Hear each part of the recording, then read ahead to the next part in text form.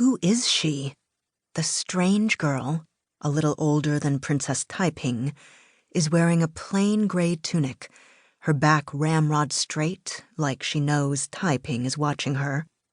Even her short, ragged hair seems stiff and tense as she disappears into the artist studio behind Wan-er. Wan-er exits and comes to Taiping after escorting the girl into the illustrious artist's presence. The illustrious artist has a name, but Taiping can't remember it. Her royal mother told her when she commissioned the portrait, but then Wan-er came up with the illustrious artist nickname, and now she can't, for the life of her, remember the actual name. Wan-er probably knows. There isn't much Taiping's best friend, secretary to the Empress, doesn't know.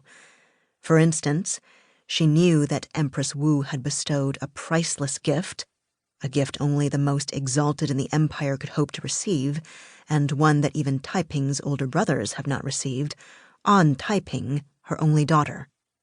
The invitation to sit for a portrait. And now the Empress has given this unheard-of gift to a commonplace girl with no connections.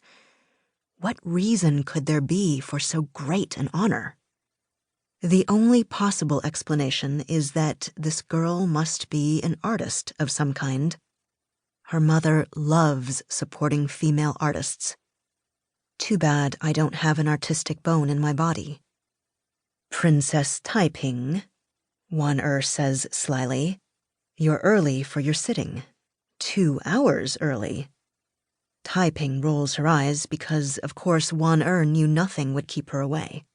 She's never met a secret that she didn't need to uncover. And a secret to do with the Empress, her mother? Impossible to resist.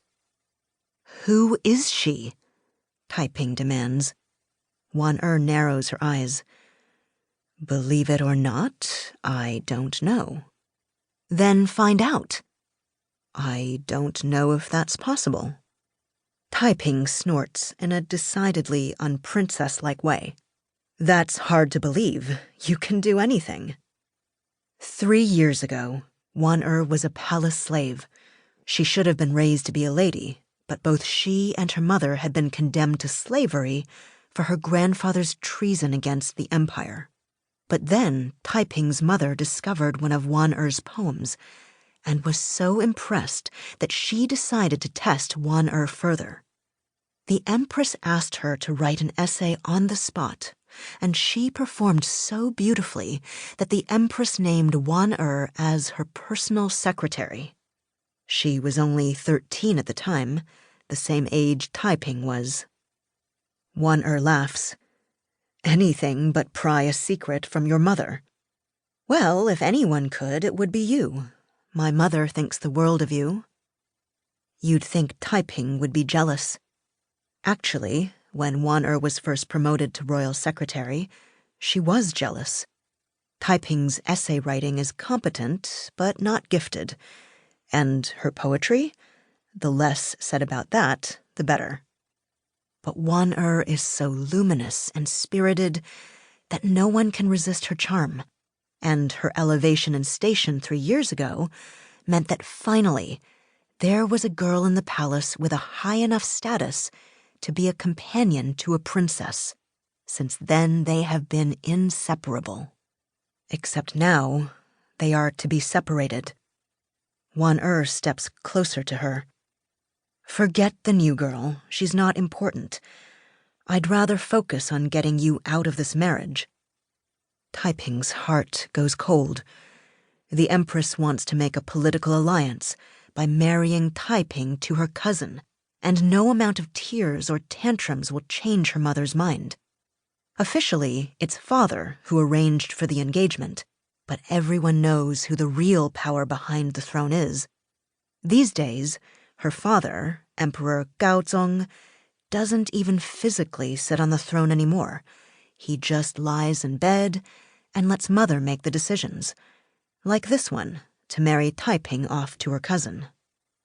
From what she knows of him, Shao isn't a bad sort, but it would mean leaving Wan with her quick wit and bright eyes. Dread squeezes Taiping's body. I'll run off to the Taiping temple before I marry Shao.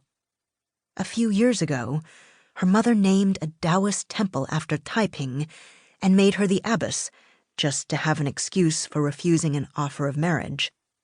So why is her mother pushing this marriage with Shao now? Wan shakes her head. We both know you're the temple's abbess in name only. How many times have you actually been there? She thinks of the cool bamboo floors under her feet and the laughter of girls floating through rice paper walls as they debated politics and read Taoist scriptures aloud to each other. Enough times. Enough to know that the temple could never shelter her from her mother's will. Enough to know that warmth and peace could never be hers. But that's fine, because Wan is here. As long as Taiping has her, she doesn't mind losing the temple. Echoing her thoughts, Wan says, besides, running off to a temple means leaving me.